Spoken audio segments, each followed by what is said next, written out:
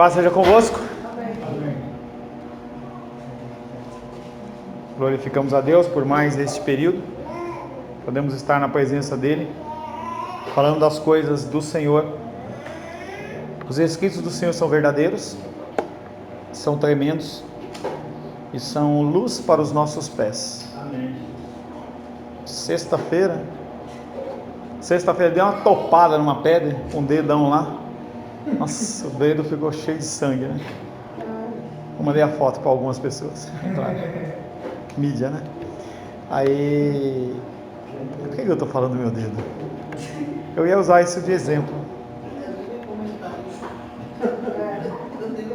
Não lembro, se eu lembrar eu volto. Aí, vamos voltar à sobriedade aqui. Gálatas capítulo 3. Nós estamos trabalhando, vamos abrir a palavra de Deus em Gálatas 3.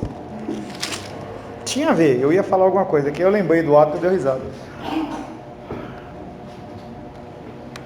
Tem aquela não construiu sua casa na areia. Construiu na pedra, vamos. Não. Tem que ajudar. Não ajudou, não. Depois a Menise, ela vai contar uma piada que ela contou pra gente na quarta-feira. É uma piada chamada piada de finados.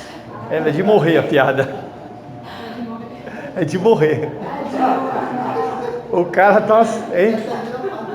Nossa, essa não, eu tentei dar uma acrescentada na piada para dar uma melhorada. Ai, meu Deus. Estamos estudando Gálatas capítulo 3, vamos fazer uma leitura do texto. Gálatas 3, de 1 em diante.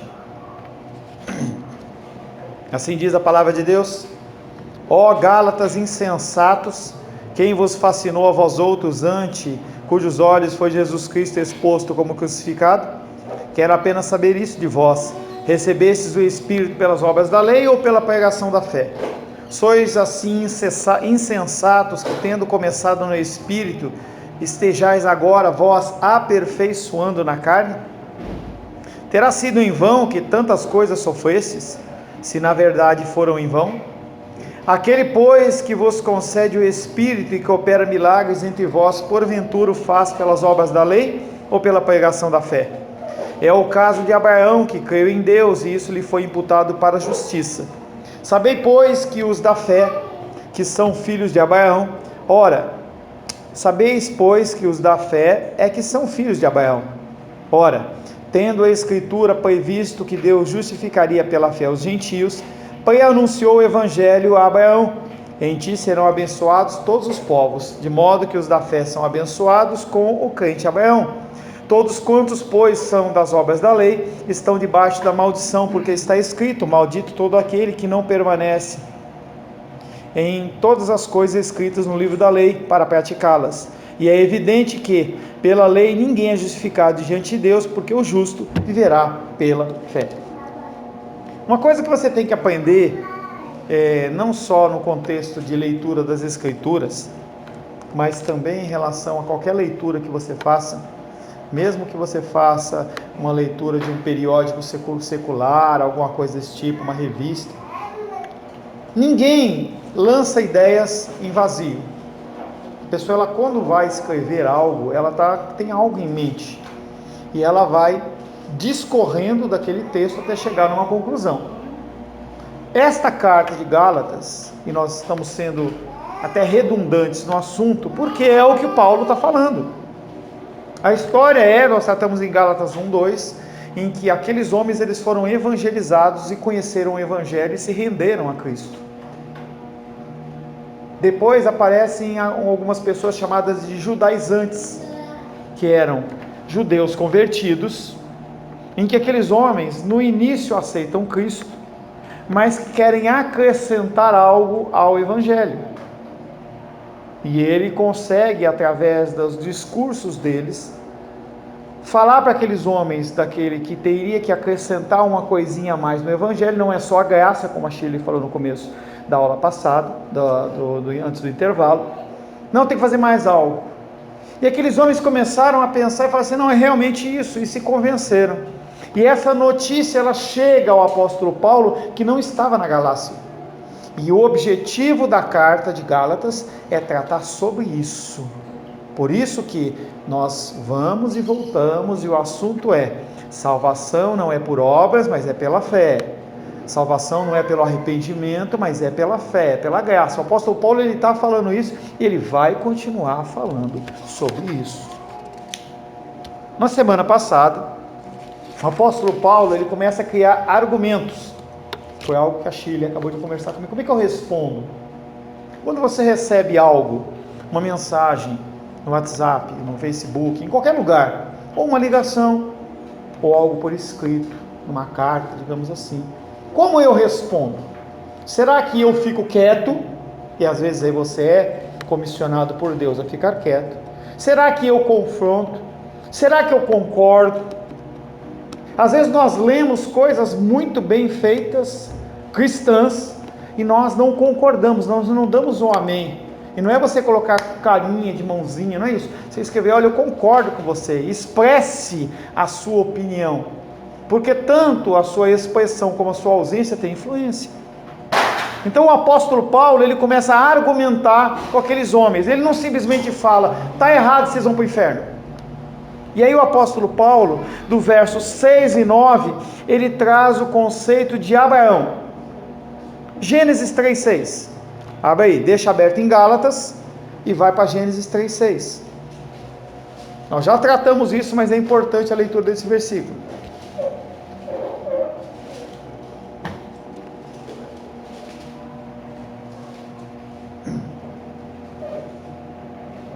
Por favor. Não. Desculpa. É Gálatas 3:6. Perdão. Eu estou com Gênesis na cabeça porque eu estou vendo Abraão. Gálatas 3:6. É o caso de Abraão, que creu em Deus e isso lhe foi imputado para a justiça. Ele está falando com os Gálatas e falando assim: não é por obras, é pela fé. Vocês estão falando de Moisés, mas antes de Moisés teve Abraão. Abraão creu em Deus. E ele creu em Deus por quê? Deus colocou a fé no coração dele. Ele creu em Deus e isso lhe foi atribuído por justiça. E aí nós vemos dentro do texto de Abraão, se a gente fosse lá para Gênesis, que Deus fez uma promessa clara para Abraão. Abraão creu em Deus. E a fé de Abraão foi reconhecida como justiça. Ele fez uma promessa física: os seus descendentes. Você haverá descendentes. Abraão velho, a sua esposa já também velha. Não haviam mais, nem do lado do homem, nem do lado da mulher, a possibilidade do sistema reprodutivo estar em funcionamento. Mas ele creu. A bênção física foi o nascimento de Isaac. A bênção espiritual é a minha vida e a sua vida. Quando Abraão olhou para o céu e Deus falou assim: olha, os seus descendentes serão como as estrelas do céu. Ele estava falando de Esther, Shirley, Felipe e cada um de nós. O que é o Evangelho? Nós falamos também na semana passada. Primeiro, o Evangelho de Cristo não é prosperidade. O Evangelho de Cristo não é batalha espiritual.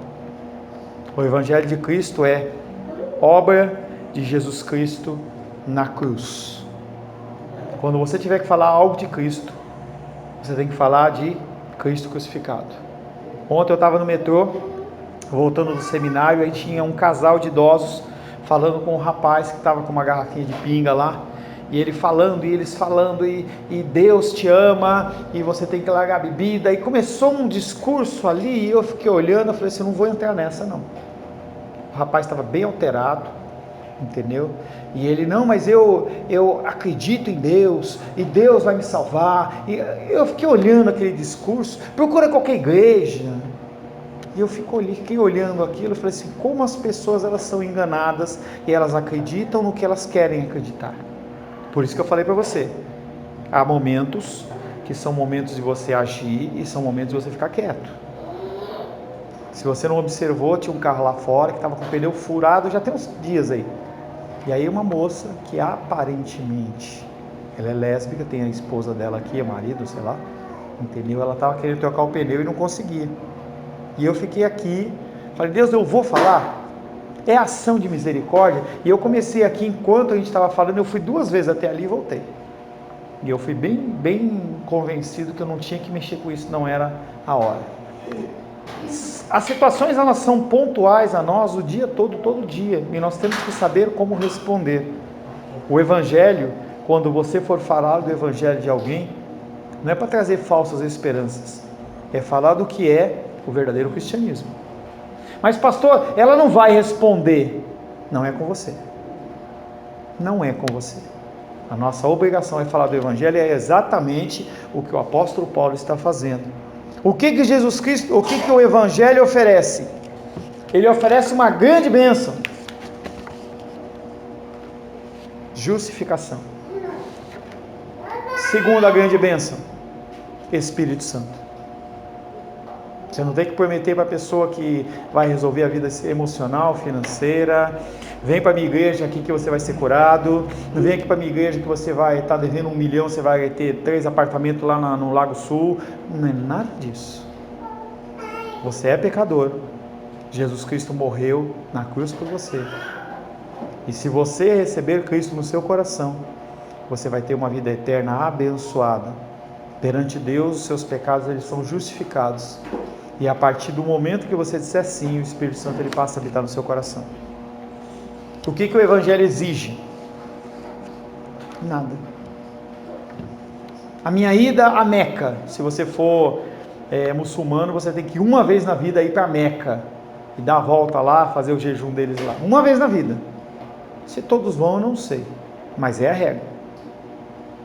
Você não tem que ir para Aparecida. Você não tem que carregar a cruz nos ombros. Você não tem que fazer romarias. Você não tem que viver uma vida piedosa no sentido exterior e sim interior. O que a sua mão esquerda fizer de bom, a direita não precisa saber. Esse é o cristianismo.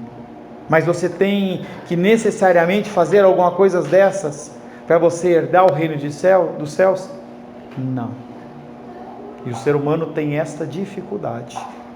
Eu vou almoçar, eu vou lá, peso a minha comida, ele em confiança, ele me dá uma ordem de serviço pequenininha lá, com o preço do que eu comi, se eu tomei alguma coisa ele anota, depois eu vou lá no caixa e pago.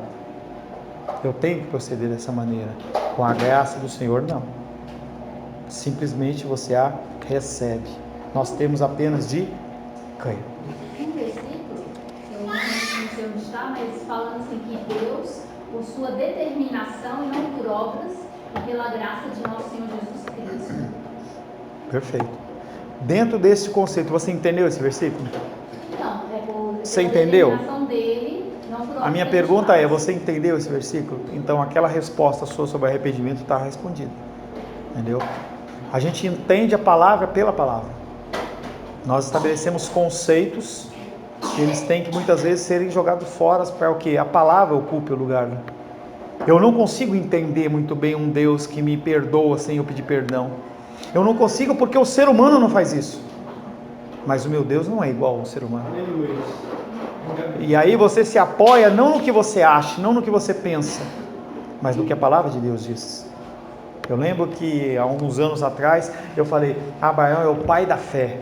E aí a pessoa levantou e falou assim, eu não acho. Mas a Bíblia está dizendo, eu prefiro acreditar na Bíblia. A gente tem que apoiar os nossos conceitos, nossos entendimentos em conceitos que já são pré-determinados pelo nosso Deus e não querer criar outros. Você alicerça o seu entendimento e a sua vida em cima dos princípios. A palavra de Deus diz que não há novos princípios. Você apoia. É assim, é assim. É assim. É loucura. É loucura. A gente às vezes, nessa questão de Gálatas 3, quando chamando de insensatos, a gente às vezes é muito apegado ao sentimento, sentir Deus, sentir seu caminho, ou a muita razão. E tem horas que a gente não vai, a razão vai falhar, o sentimento vai falhar, então a gente tem que estar aqui. O que a palavra de Deus diz? Porque tem horas que você não vai sentir. E tem horas que sua razão também vai falhar. Então, o detalhe, querida, é que nós não podemos apoiar nem a nossa emoção, nem a nossa razão dentro do conceito humano. Mas você tem que ser racional dentro da palavra. E você tem que ser emocional dentro da palavra. O problema é que nós queremos colocar elementos humanos nisso aí. Aí que é o problema. Se eu vejo um versículo, eu entendi aquele versículo, ele é verdade para mim, eu alicerço o meu castelo em cima daquilo. E não vai ser abalado. É a história da pessoa que construiu a casa na areia, veio a chuva e o vento, leva embora. Mas aquele que construiu sobre a rocha, não se abala. Amém? Felizmente a gente vê a história dos 3 porquinhos lá. É aquilo. Você tem palha, madeira ou a figura lá do prático, que era o nome do porquinho lá. Aquele porquinho, o que ele faz? Ele constrói em cima da rocha. Esse é o sentido. E aí o apóstolo Paulo apresenta 2 alternativas. Novamente ele não entra com o conceito de falar é assim e pronto, que é a nossa função. Nós temos que apenas mostrar a verdade para as pessoas, e mesmo a mentira, e falar, escolha. Porque se você não faz assim, a pessoa ela vai oscilar por um lado para o outro. A partir do momento em que a pessoa tomou consciência por conta própria, ela não abandona o conceito. Fé e obras, 2 alternativas. Esses versículos de 10 até 14 talvez pareçam difíceis. Vamos ler Gálatas 3, de 10 a 14. Gálatas 3, versos de 10 a 14.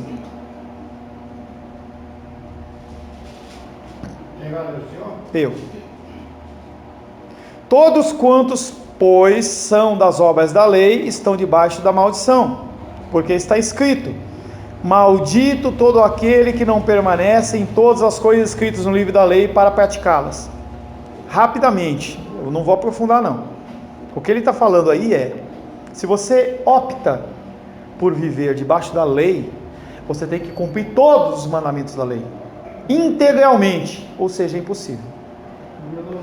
De novo, todos quantos, pois, são das obras da lei, estão debaixo da maldição, porque está escrito: maldito todo aquele que não permanece em todas as coisas escritas no livro da lei para praticá-las.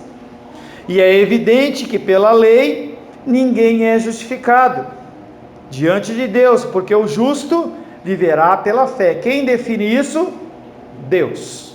Ele fala: há obras e há fé. Se você conseguir praticar todas as obras da lei, ok. Não é possível, então você é maldito, porque Deus fala, o justo, não é porque eu sou justo, é porque eu sou justificado. O justo viverá pela fé. Ora, a lei não procede da fé, mas aquele que observar os seus preceitos, por eles viverá. Se você fala que eu quero viver pela lei e conseguir viver pela lei, beleza, só que isso não é possível. Você está se enganando. Cristo nos resgatou da maldição da lei. Cristo olha para você e para mim, tentando cumprir os princípios da lei, que nós não conseguimos, e Ele fala: vou estender a mão para o irmão Cláudio e vou resgatá-lo. Verso 14, verso 13, porque está escrito: maldito todo aquele que for pendurado no madeiro, para que a bênção de Abraão chegasse aos gentios em Jesus Cristo, a fim de que recebêssemos pela fé o Espírito prometido. Vamos trabalhar isso. Esses versos parecem difíceis no conceito, no vocabulário, mas são fundamentais para entender o cristianismo bíblico, pois tratam do ponto central da religião, que é a questão de alcançar um relacionamento correto com Deus, e esse tem que ser o seu evangelismo: levar as pessoas a estabelecer um relacionamento com Deus. Você vai ter que ler com ela, mandar versículos para ela, dar entendimento, abrir os canais de WhatsApp, telefone, para que a pessoa possa te perguntar, te questionar, por mais que as dúvidas sejam básicas. Se você sabe, você responde. Se você não sabe, vai atrás, para poder instruir a pessoa. Primeiro, disse que o que é ser justificado por Deus. Ser justificado diante de Deus é exatamente o oposto de estar condenado. Então você já trabalha com antônimos. Você tem a condição de justificado e do outro lado, condenado. Ser justificado é ser declarado justo. Não é porque você fez algo, é porque Deus, na sua infinita sabedoria, falou: Rosângela é justa. Não é porque ela se fez justa, ela foi declarada justa por aquele que sofria o ônus do pecado, que é Deus. Trata-se, claro, de uma questão de aceito, permanecer no seu favor e sob o seu sorriso. Trata-se, é claro, de uma questão de suma importância. Os seres humanos têm um desejo instintivo de receber o favor dos seus companheiros, amigos, pais e patrões. Semelhantemente, embora sejam por natureza revoltados contra Deus, desejamos ficar de bem com Ele. A segunda descrição de uma pessoa que encontra Deus é a seguinte: ela viverá. A vida mencionada aqui não é naturalmente a vida física, mas a vida espiritual e eterna. Não a vida dessa dispensação, mas a vida na dispensação futura. A mais simples definição de vida eterna na Bíblia saiu dos lábios do nosso Senhor Jesus Cristo, João 17,3.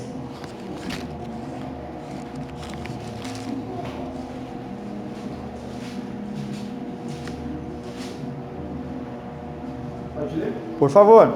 E a vida eterna é essa: que te conheçam a ti, o único Deus verdadeiro, e a Jesus Cristo, a quem enviaste. Você está na terra, se você puder minimizar a dor do seu irmão, o faça, mas o foco principal é vida eterna.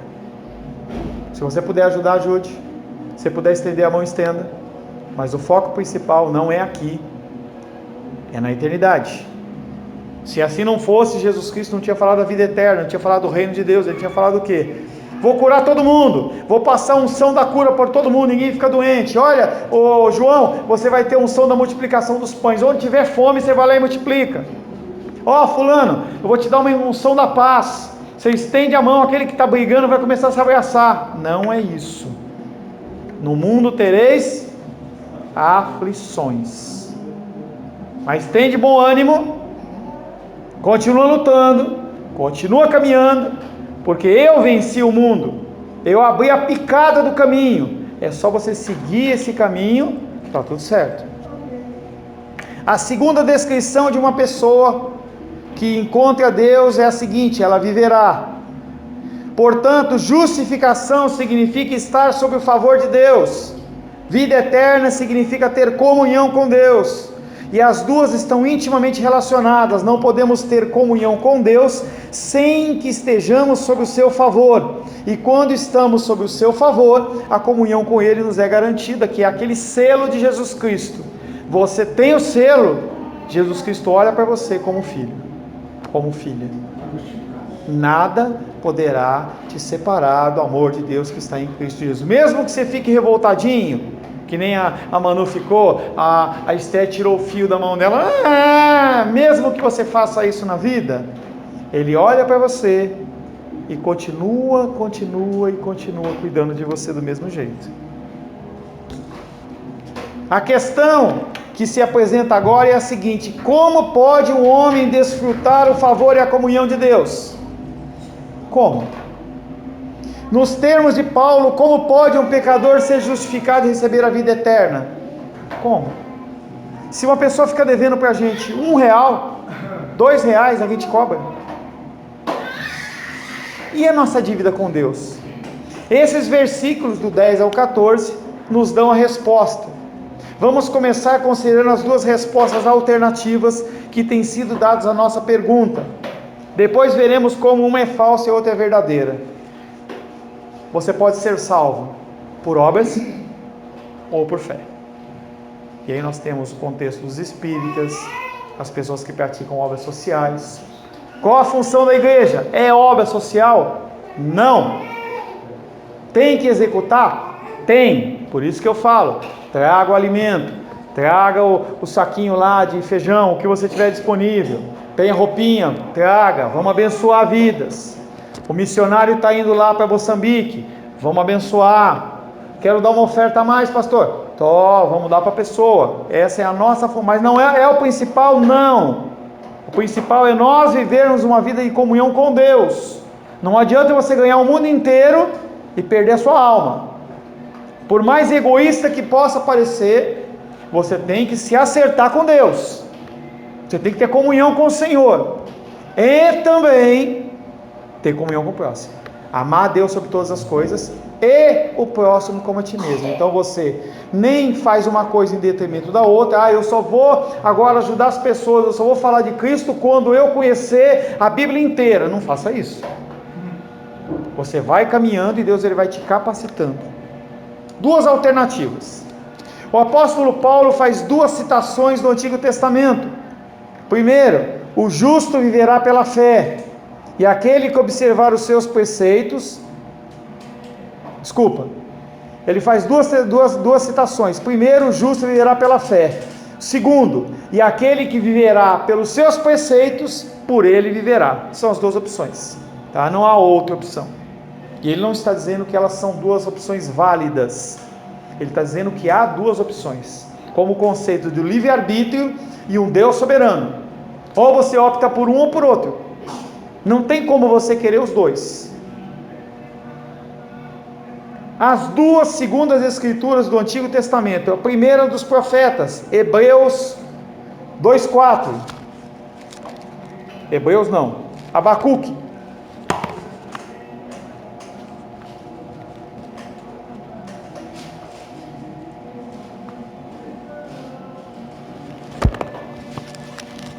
Depois de Naum, tá?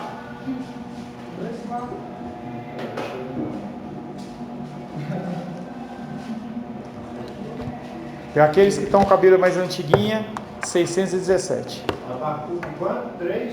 2:4. 2:4. E nos diz assim. Pode ler? Por favor.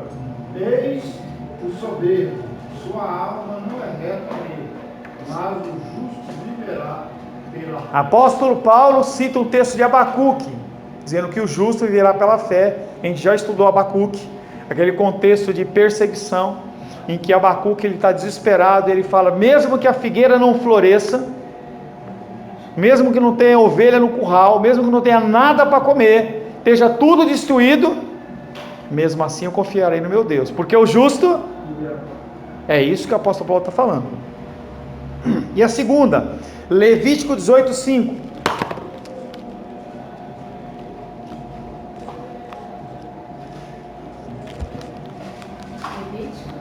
18:5. Portanto, os meus estatutos, os meus juízos, guardareis, cumprindo. O homem viverá por eles. Eu sou o Senhor. Portanto, os meus estatutos e os meus juízos guardareis, cumprindo-os. O homem viverá por eles. Eu sou o Senhor. Deus está louco? Não. São duas situações diferentes. Tem uma expressão em alemão que fala Sitz im Leben, teológica, que fala a aplicação da palavra dentro do contexto em que ela foi escrita. Quando o Senhor ele trouxe este conceito da lei, era para mostrar para os homens que não era possível viver dentro daqueles conceitos. E por não ser possível, todos seriam condenados. Mas aí ele cria uma forma, que era o sacrifício dos animais, que segundo ele, era suficiente parcialmente naquele momento, para que as pessoas pudessem ter o seu relacionamento novamente restaurado com Deus. Nós temos um conceito lá de Levítico, em que não havia a manifestação da graça através de Jesus Cristo, mas se já simbolizava um Messias que iria vir.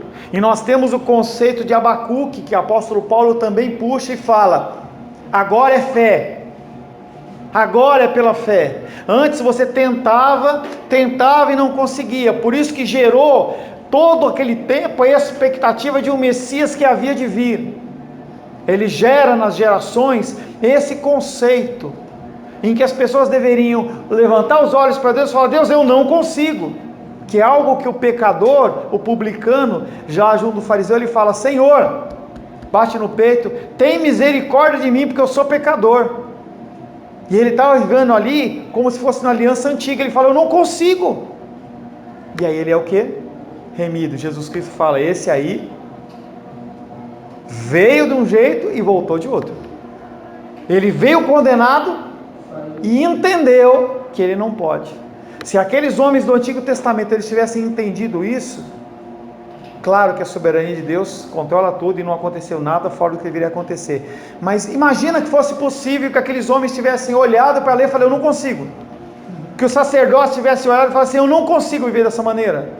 Que as pessoas do deserto tivessem se ajoelhado e falado assim, Deus, o Senhor nos livrou com poderosa mão do Egito. Fez milagres e maravilhas, mas mesmo assim o meu coração não consegue. Mas os homens, o que eles eram? Soberbos. O que o André começou a ler lá? Soberbos. Eles acham que eles podem resolver. Não, mas lá no Antigo Testamento já havia um pouco da graça, não é? A graça existia, mas o ser humano, ele não quer a graça. Ele quer o quê? A troca. Eu faço e eu recebo. Eu faço e eu recebo. A graça sempre existiu. Tanto que quando eu falei, não é a graça, eu falei, a graça manifesta corporalmente através de Jesus Cristo. É outra situação. Desde o Jardim do Éden, a graça ela é manifesta. Porque Deus ele podia tranquilamente, ele tinha todo o direito de fulminar Adão e Eva, Caim e Abel. E todo mundo que nascesse, ele fulminava e criava outro. E criava outro. Mas o resultado ia ser sempre o mesmo. No homem não vai mudar. Se em vez de Eva tivesse Menísia, você tinha feito a mesma coisa. Se em vez de Adão tivesse Paulo, eu ia continuar sendo um banana, vendo a minha esposa comendo do fruto proibido, não ia fazer nada, eu ia fazer a mesma coisa. E as pessoas elas ficam assim, não, quando eu chegar lá no céu, eu vou pegar Adão pelo pescoço, eu ia fazer a mesma coisa. A gente ia fazer a mesma coisa. As duas são, portanto, a palavra do Deus vivo. As duas falam de alguém que viverá. Em outras palavras, as duas prometem vida eterna. Contudo, apesar desses aspectos comuns, as declarações descrevem uma estrada diferente para a vida. A primeira promete vida ao crente. A segunda, àquele que pratica. A primeira faz da fé o caminho da salvação. A segunda, pelas obras. A primeira diz que Deus pode justificar, porque toda a função da fé é confiar em Deus para fazer a obra. A segunda dá a entender que nós temos que nos virar sozinhos. Livre-arbítrio, Deus soberano. Eu faço o que eu quero, eu faço o que eu quero, eu faço o que eu quero, mas Deus me controla. Eu faço o que eu quero, nem Deus me controla. É o que as pessoas falam hoje. Nada é cerceado sobre a minha vida. Eu faço o que eu quero. Você pode observar que começou a aparecer muitas blusas, muitas pessoas com blusa. Eu faço o que eu quero. Eu não faço porque eu não quero. O movimento feminista está levantando isso muito forte. Eu sou dona. Eu sou dono. Eu mando. Eu governo. É uma declaração para o mundo que eu não confio em Deus. Mesmo cristãos. Estava lá olhando o Instagram lá de uma pessoa, estava lá, cristã, Halloween. Aplicativo dela com cara de caveira dentro de um caixão, distorcida, com chifre, com não sei o que. Eu mando na minha vida. Não faz comentário sobre mim não. Eu que mando na minha vida. Essa é a realidade da igreja hoje. Carnaval, as igrejas levantam seus blocos carnavalescos e vão para evangelizar. Afinal de contas, o apóstolo Paulo disse que ele se fez louco para falar com os loucos. Cuidado com o que está sendo apresentado. Esse conceito de que eu mando, eu faço, eu governo, eu faço o que eu quero, é uma declaração exatamente contra Deus. Você está fora da equação, Deus. Fora da equação. E nessa questão que fala que o justo viverá por fé, a gente, quando passa a viver isso, a gente fica meio que sem chão, porque é a confiança em Deus. Né? Então é você saindo do volante, deixando Deus, então você fica inseguro, porque você está vivendo pela fé, você fica sem seu chão. Você não está mais no controle, e aí você fica inseguro, você não sabe o que vai vir aqui pela frente, né? Mas aí a gente canta aquela música, né? Solta cabo da nau, O que ele está falando? Cansei. Não é questão de você, eu não quero fazer nada, eu vou cruzar meus braços. Deus, eu cansei de lutar contra isso. Está nas suas mãos. O problema é que a gente vai lá e quer pegar de novo. Estas são as duas alternativas. Qual a verdadeira? O homem é justificado pela fé ou pelas obras? Recebemos vida eterna crendo ou fazendo? A salvação é totalmente e tão somente pela livre graça de Deus, ou temos que dar uma mãozinha? E por que a Bíblia parece aqui confundir o assunto e ensinar as duas coisas quando elas parecem ser contraditórias? Por que Deus colocou esse versículo lá de Levíticos? Se não é daquilo, como a Menisa falou, mas já tinha graça. A alternativa das obras, semana que vem. O tempo passa rápido. Eu olhei o relógio, era 11h05. Eu olhei o relógio de novo, agora são 11h25.